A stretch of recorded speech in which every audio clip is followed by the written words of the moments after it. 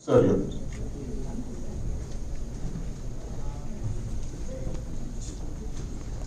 Good morning. Good morning. How are you? Thank you very much for the warm welcome and introduction. So, how many of you have a major goals to achieve in the life? Please raise your hands, please. I know you can do that. That's why you are here. So, I used to ask people, do you have a goals? If you have a goals, how can you achieve with your talent, skills and knowledge? I ask many people, generally their answer is always very vague.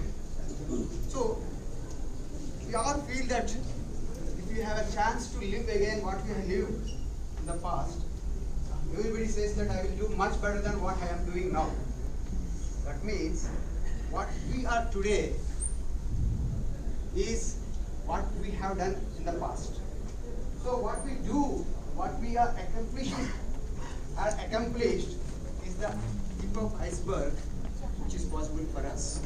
That means we have to identify our potential, we have to see into the possibilities which we can do best of our efforts. Now, ladies and gentlemen, this is the time the country is growing and moving forward from developing nation to developed nation. So plenty of opportunities are available. And the country is developing in information technology, communication, education and culturally. So this is a time to put your positive efforts to get best out of ourselves, our industry and give it to the nation. Now, before doing anything, Yes, I'm just So before doing anything, we'll have to ask three questions to yourself. The answers will not be given by anybody else. You have to find out the answers yourself. The first one is, what should I do? The second thing is that what is the outcome of this activity? And the final one is that, is it worth doing it? If you have these three questions in your mind and the answers if you can find out, then you will be delivering the best things to yourself and to your organization. So, what is the difference between the successful people or maybe successful organizations and the other people? The only thing is, the only difference is they not regretting too much. So people try to have many things to do, but they try to do and fail, they keep on regretting and staying back. Once you fail, acknowledge the failure, learn from that, and then move forward. That is the difference between the successful people and the others. Now coming to the total quality management system, people have got many misconceptions. People have many questions. If people do not have those questions, today we might have here maybe 1,000 people here, right? What are those questions? What is total quality management? Still this question is arising after 5 decades of introduction into the India from Japan, maybe other countries. The second question is, where exactly it will work? Which organization? Which service sector? Is it really works for the people? And third one is, when to do? What is the right time to implement these things? And of course, who to do? So these are some of the questions comes over and above. People think that the total quality management system is the management tool to extract the more work from the frontline people. And some people think that, okay, this is the Japanese way of doing it. It will not work in India. We are different. Of course, we are totally different. And some people think that this is the basically a work of some organizations. They call, they teach, and they will advertise. These are some of the misconceptions are there still in the minds of the people. So now coming to what is the definition of quality management system? If I ask what is the definition of quality management system, we will have 20 definitions here, maybe 30, but all are correct. But the quality management system is an approach under which you will get a competitive advantage, customer focused manufacturing, and at the end of the day, the most important is the business results. So this is the only system which can give you everything whatever you want in organization or individually if you implement in your personal life. Now if it is so, why people are not following it? If it is so, why 100% Indian organizations are not following it? Why few organizations are successful, many organizations are not successful? What is the difference between these two? This is the most important thing to understand, right? So, before coming to the answers of these questions, let us understand what is the prospective way of total quality management system. So that is the most important thing. It is not like that somebody said you have to follow total quality management, so you have to form a quality circles, you have to form a Kaizen, you have to do this, that, lean manufacturing. So that's okay. But do you really know what is the significance of this one? What is the prospective way of doing it, practicing it? So that is most important thing. So here all people sitting are maybe middle level, top level, lower level management people. The first thing, this is the most important thing for organization, the management has to feel a need of quality system. First and foremost thing is that. If you don't have a need, if you don't feel the need of the system, and then the results will be in a very scattering manner. So you have to feel the need of the quality management system with a futuristic vision. If you don't have a futuristic vision, then the quality management system doesn't survive. If you implement today calling 5 people and next month you are expecting that my bottom line top line should go by 20%, that will not happen. You need to have a compelling reason to follow the quality management systems. That is the primary and basic fundamental thing the management has to think.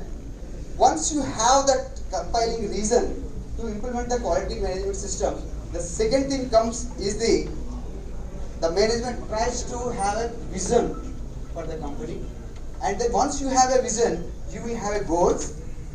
If you have a goals, you will have a objectives, and over and above the most important thing is that you are willing to change yourself as a management. Once you are ready to willing yourself as a management, then you will be willing to change the people, train the people, and develop the people. So once you have a reason and vision, then this is called the commitment. Once you have a commitment, these things will follow. Once you have a commitment, then comes 3 important things in quality management system. That is, the most important one is the customer focus. The customer is the person who is paying for us. He is giving money for our products, thereby we are surviving. So customer focus is the most important one. And second thing is strategies and planning. Once you have a strategy and planning, the third one is the most important one and less discussed one is the development of people. The most important and most neglected, the development of the people. Once you have all these 3 together, then the management tries to look at the business results. Right? So once the whole idea of organization is to get the business results. So within that business results, you have many other things to follow and take care, then only the business results will come. Ideally speaking, to have a best business results, you will have a value riders and value rider aids. Right? Now the word, again a new word has come. What is value? The value is the most important thing in our professional and personal life. If you are not, we are there in the industry to create a value for the organization. If you are there in the family as a head of the family, you are there to create a value for your family. So value creation is the most important thing in the organization. So you have to create a value for what you are expecting out of your portfolio. Similarly, value riders means there are 3 or 4 important value riders. First one is the production processes, right? Second one is the supply chain management, and the third one may be planning and strategy, and all those things comes into the value riders. These are the 4 or 5 things which drives the entire process of the organization. And once it comes to the value rider, next one is the value rider aids. This is the most important thing, and generally people don't focus on this one. This one provides aids and all those tools and tackles, if you talk about engineering language, to drive this value riders. So those are the things you should talk about. Quality management system, everything comes under that one. You can see on the top of the booklet. These are all value rider aids. This is a combination of value riders and value rider aids. Then it comes the business results. So without these 3-4 things, you cannot expect the organizational excellence. So out of this whole structure, the most important thing we have to discuss under the umbrella of TQM is the human development. Without that, you cannot do anything. You can have a best of the best missions. You can have a best of the best strategies. You can have a best of the best technology. But if you don't develop the people, nothing will happen. So this is the structure wherein it has to work. Once this is in place, then the next one comes is that, see, once the organization has got this kind of a structure, then the comes is that how to optimize the things. One is the structure is there, you have to do is like this, you have aids and value added, and then you have to optimize the things. The optimization is the current generation word everybody is looking to. If you are producing a product for 100 rupees, you have to produce at 90 rupees or 80 rupees or 85 rupees better of competition. Right? So, in order to meet that one, you need to have some core values in the organization. Right? The core values will drive you to the cohesive forces, to deliver the results. So if you talk about these core values, you can divide into 2 categories, the hard ones and soft ones. The hard ones are, you can say, strategy, system, and then you can have planning. The soft ones may be skills, staff, and the shared values. So together, these 6 together, you will get a ethics. So-called, we have discussed, earlier speakers have discussed ethics and values. If you can have a best of the best system with you, but if you don't have values, ethics in the business, then that doesn't work. I talked about hard and soft category. In the soft category, mainly it comes and related to the human skills, human knowledge, and human development. This is the one we have to focus and take it forward. Now, once you have this optimization plan, you have a TQM methodology and the structure, and then you have an optimization plan. Will it work for you? Will it work for your organization? Will it work for your country? If it is not working for all these 3, then that is not an organization working for social cause, or maybe for the people of the organization. Then you have to categorize all these things into 3 major categories. Number 1 is the hardware, number 2 is the software, number 3 is most important and unknown and undiscussed category is humanware. Isn't it? Hardware, software, and humanware. If you have those 3, how these 3 are contributing to the nation? Let us start from the nation and then we'll come to the individual level. If you talk about nation and the hardware, this is the what is called economy. Isn't it? If you talk about the software is nothing but organizations like UCFI, institutions like IITs, IIMs, and all those things. Right? And then humanware is the culture of the nation. So that's what we say now, Japanese are more successful even though it's a small country like Gujarat. Because their culture is different there. The culture we have to develop. This is the national level picture.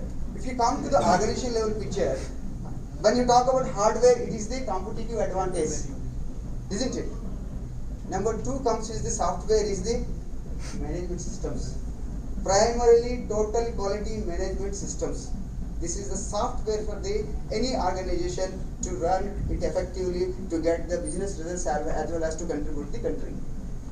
And comes is the humanware, is the organizational culture. we often talk about my organization is culture is not good, that organization culture is good. What is it? This is nothing but taking care of the people as the best of the best way. Now comes to that everybody thinks about total quality management system. Okay, company ka fayda hoga. They ask me to do all these things, this, that. But what is there for me? Every individual sitting here and outside this world, everybody thinks about what is there for me. That is the question the organization has to answer properly. That has to be addressed properly. So now coming to the individual level, if you talk about department level, let us say, if you talk about department level, that's hardware is your daily production processes. The software is the most important thing. The systems and procedures which are derived from your own technical manuals as well as from the quality methodologies. This is the software for your department. This is the software of your department, you have to follow it. And the third one is human wear. You have to develop your people. When I say people, it's not only workmen, it's not only supervisors, it's not only managers, it's not only general managers, all people. If I am a general manager, I have a boss. If I am a worker, I have a boss. Everybody has got a boss. Everybody has to take care of their subordinates. Everybody has to take care of their own people. So that is their department level people has to take care. Then that converts into culture of the organization, and that converts into the culture of the nation. So once you have a TQM perspective in place, optimization plan in place, then these things you should really rationally, you have to think in a rational way how I am contributing to my organization as well as to my department as well as to the country. Once you think like that, your success will be 100%. There are very few people in India who have got a Deming Award, Deming Medal, because they think in these lines. People say, I am following TQM, I have taken a training from XYZ, but our people are not successful. But are you following this methodology? That is the most important thing. Now once you have all these things in place, now coming to the question is that what to do and how to practice the total quality management principles. Now coming to the point, what to do is very simple. What to do is very, very, very simple. Everybody know that I have to do total quality maintenance principles and systems as to followed in my organization because it gives the good business results. But the wish is there. The wish is there. Everybody wishes. Every individual wishes that my son has to get into IIT. Every organization thinks that I should get a Deming Award. Every department thinks that my department should get a big bonuses this year. The wish is always there. This is not an exception. The exception is that some organizations convert that wish into intention, right? That wish into intention and the intention into execution. So that is the exception.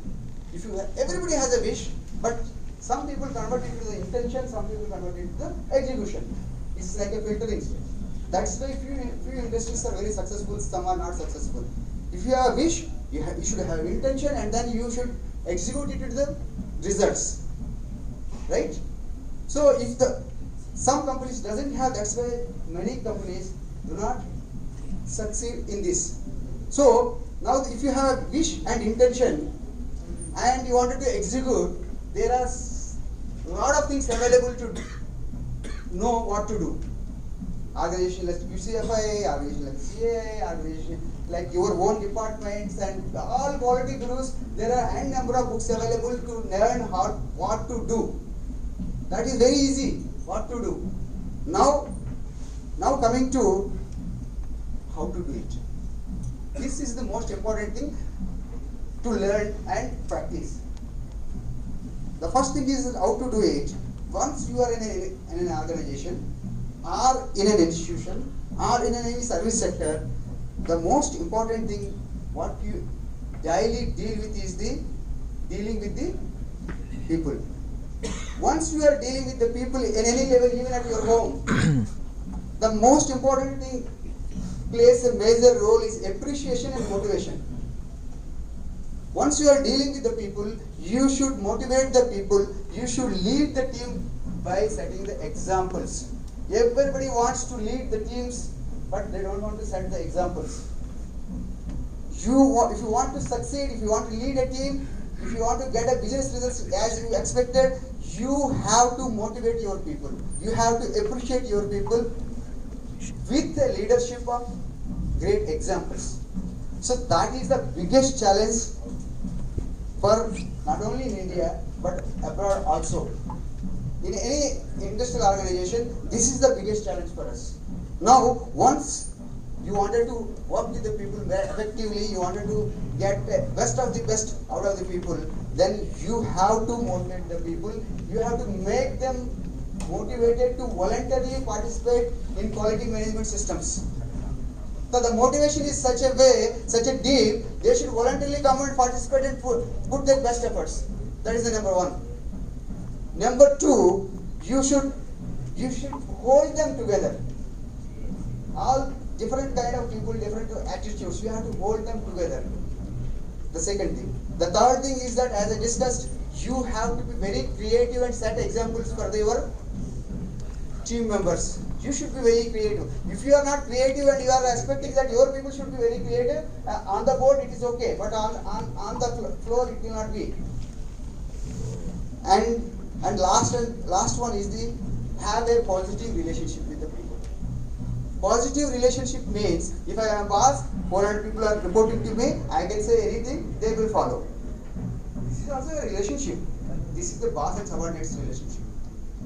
This everybody does it without exception. Everybody wants the command. Everybody wants to command people and get it done. That will not work. That may be the philosophy in 70s, 60s, maybe 50s. Now this is not the philosophy. You have to make a positive relationship with your people. That relationship could be, there are n number of methods to maintain a positive relationship. Human relationship. So, because you have a different kind of people, different kind of approaches, different kind of attitudes. You wanted to hold them together. That means, in a nutshell, what you can say is that once you wanted to implement the TQM philosophy or TQM systems and methods, you should be, this is nothing but a managing transformation. Managing transformation. That means you have to manage your people and transform them to the common cause, wherein they can contribute better and they will be motivated and excited to do that work. This is the managing the transformation. So you can say this, that, all tools are there, no exception. But you have to manage the transformation. So, why you have to manage the transformation?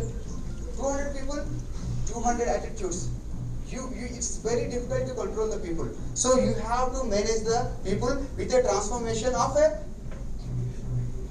training the people, holding them together, leading by examples. Now, there are two ways to execute any work. Being a manager, maybe being a unit heads, you have a right side approach and left side approach. The right side approach is always a difficult path to move on. The left side approach is always an easy path to move on. This is everywhere, even in the schools, colleges, in the personal life also. So, which way you have to follow?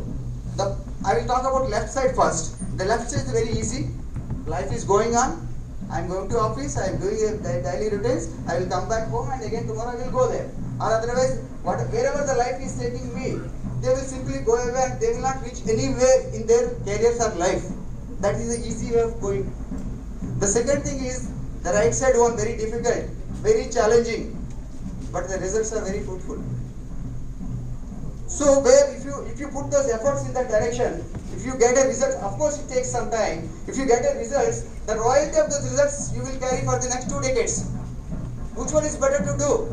You have to go through the pain. You have to have hurdles and challenges. The pain and hurdles are temporary, but it can pay you royalty for a longer duration. So that is the way you have to choose the right path, right direction, challenging tasks and challenging assignments to move forward and give the results to your organization. So this is how you have to move forward. Small baby steps. You can start initially with a quality circle. Later on you can move to Kaizen. Later on you can move to Six Sigma. Later on you can move to 5S. But start taking baby steps. Start following the fundamentals. आपका घर में भी बच्चा जो है आप थप्पड़ मार के उससे पढ़ा नहीं सकता, मोटिवेट करके ही पढ़ा पाएंगे, right? How can you expect that your subordinate in the office by simply giving a command he will not work? You have to motivate him. Although you can say, why should I motivate him? Don't do it. Then you will be one of the employee like others. That's why very few people get into the top positions because they follow these things, right? So once you have all these things, as an individual life, you have to have more. You have to have more as an employee. Have more means I'm not talking about your salary, your hike and your bonus and all those things. I'm talking to you have to have more happiness. You have to have more freedom. You have to have more grace. Right? So this happiness, freedom and grace comes with the success. These things are very simple to listen, but these things are not cheap. You have to put efforts to get those things. What generally successful people do? They take risks to move forward in their life. They never fear to invest their time, energy and efforts to get best of the best results. That is the philosophy of these successful people. So if you don't take the decision, so you can, many people what they do is that my life is going comfortably, I will go comfortably, so you will go comfortably somewhere. Whereas successful people have challenging tasks, they take tough decisions, they move forward and reach to the toughest of the top position. There is a saying, the risks and costs associated with the program of action are much lesser than the risks and costs associated with the comfortable inactions. So take decisions. What is the toughest decision to take? Many people fear to take the decisions, even simple decisions also. But some people take toughest decisions. What is the toughest decision you have to take at your level? The decision which can be taken and can be executed and give the results. That's what the top management expects from you. Take the decisions. Take the challenging decisions. Don't fear about the decisions. If you don't take the decision, you keep the problem, allow the problem to keep on going. One day the problem will kill you. Definitely kill you. Before the problem kills you, you kill the problem by taking the good decisions. Once you take a good decisions, your people will look at you.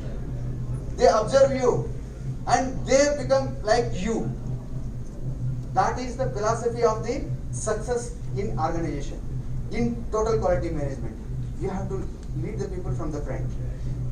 Right? Now coming to this one, the quality management system, human development, everything comes with two important factors. I am talking about human behavior and development because we are all people, we are associated with the lot of things which comes with the motivation.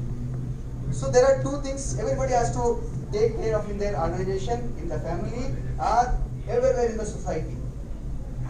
There are two, especially if you are in an organization like industrial organization, there are two things. One is mentoring, the other one is mentoring. Mentoring means you have to mentor other people to bring them up from the deepest of their deepest position to the highest position. You have to mentor your people. You only mentor people when you own your people, right? Once you go home after 5 o'clock from office, immediately goes home and asks your children what you learned from the teacher today, because you own your children. Similarly, you have to mentor your people down the line. At the same time, you also need to have one mentor for you also. Even if you ask the Prime Minister of India, he will tell he has got some mentor. Everybody needs a mentor. That means, so how to get a mentor? This is a new word, and generally we don't teach. Nobody will come and tell you, I will become your mentor, and you cannot fetch your mentor that easily. So the first thing is that why you need a mentor. So the mentor is a person who has got all those things. He has achieved all those successes what you wanted to achieve. Nobody wants to learn from the average or bad people. Everybody wants to learn from the successful people. In your organization, you try to find out a mentor who is more successful than anybody else, who has got all those qualities which you are aspiring to become. Then you find out a mentor, get the mentoring from him. At the same time, in your capacity, you have to mentor your down the line people. In one case, you will be mentee, you are learning from somebody. The other case, you have to train your people. Most of the organizations generally they say, okay, you wanted to learn quality systems, go to the QCFI seminar and have a 3-day seminar and come back. That's true. That's absolutely okay. But what about the execution? What about the application of those theories and philosophies and systems taught in the classroom to be implemented in the shop floor? You have to handhold your people. So the thing is that you need to have a mentor. At the same time, you need to have a mentee also. So what I'm saying is that quality management system, you have to follow the system as given in the system. Otherwise, if you take a shortcuts, it will not definitely work. So it is always required to follow the principles, and in that principles also be positive in relationships. Make your workman, your subordinates successful to occupy your position. Okay, know yourself, know your subordinates, know your customer, be confident, be flexible, be graceful to your people, so that the success will automatically comes to you. Thank you very much. Best of the luck.